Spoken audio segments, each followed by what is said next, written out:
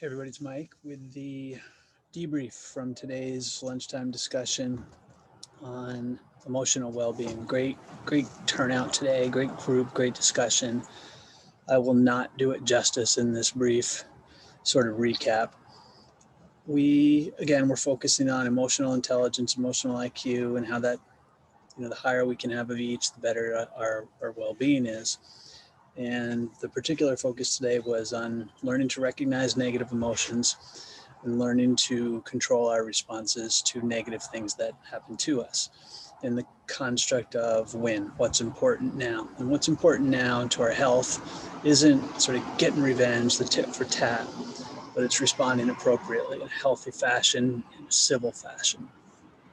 A couple takeaways. One, really good observation from someone who was there. Obviously, they were there; otherwise, they wouldn't have made the observation that not only is it just to be civil and to act appropriately. It's what is it doing for my own health if why do I let these things bother me?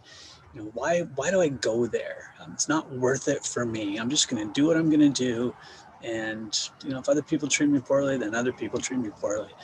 I found some value and validity in that, because I've often thought, fine, whatever. That's a good approach. Related to that, we talked about, we have no idea what. Sometimes maybe we stop and think, wow, what is up with that other person? Why are they doing that? And sometimes maybe we attribute motives to them that aren't there. And if we step back, especially in the legal profession, maybe they're just doing their job. They're advocating for their client. And are we emotionally intelligent enough to separate someone doing their job, which gives us a negative feeling, from someone who's attacking us personally? And while the reaction should probably be the same, you got to control yourself no matter, there is a difference. And I think that's a sign of emotional intelligence to recognize that, hey, you know what, that other person isn't out to get me. And yeah, I respond. It caused me to feel a negative response, but that's okay. That person's just doing their job. Um, sort of, adding on to that was, it's okay to allow yourself to feel that negative response. That's a sign of emotional intelligence too, permitting yourself to feel the negative response. You don't have to try to be perfect all the time and sort of fight with yourself about what I shouldn't feel that way. I should just ignore things. I got to be stronger.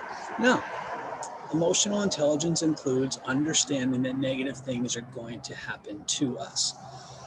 Now, what about when it crosses over to the personal? What do we do then? Then it gets harder. And we talked about that today. Whether it's in court and it's getting personal and you expect a judge to step in, or it's getting personal and your client's wondering, why don't you do the same thing because the other side's doing the same thing? I don't really have a great answer for that, other than, you know, giving in because the judge won't intercede, or giving in because your client wants you to. That again is not a sign of emotional intelligence or a high emotional IQ. And that's what we're talking about today, learning to be healthier. And in the end, I think I said it, I don't know if I said it this morning in the video or during the lunchtime discussion. It's like a sugar high. To respond, with give what you got, that makes you feel good in the moment, but it doesn't last and it's not good for you. So even what I said today, and I know it's altruistic or Pollyannish or whatever, but I don't need a judge to intercede to make sure I react appropriately. I am also strong enough and confident enough and emotionally intelligent enough to tell my client, no, I'm not going down the road just because they did. Two wrongs don't make a right. And then finally, really good discussion about um, the toll. So empathy is, high levels of empathy are associated to correlate to high emotional intelligence. And does our empathy, the fact that we are empathetic with others, does that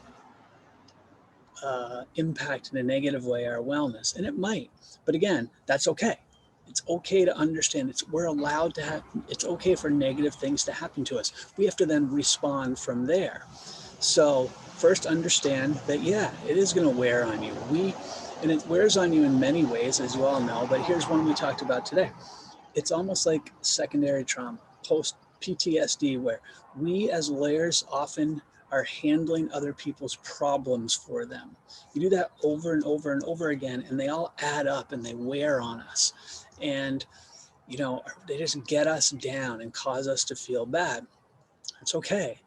Understand there's help out there for that. There's resources available both in the blog I posted this morning on the resource page on my general blog, and then get in touch with me and I can send them to you. But a great point today. We need to do more to provide more for lawyers, legal professionals, judges, to get the support they need from constantly having to deal with others' problems and bear that weight.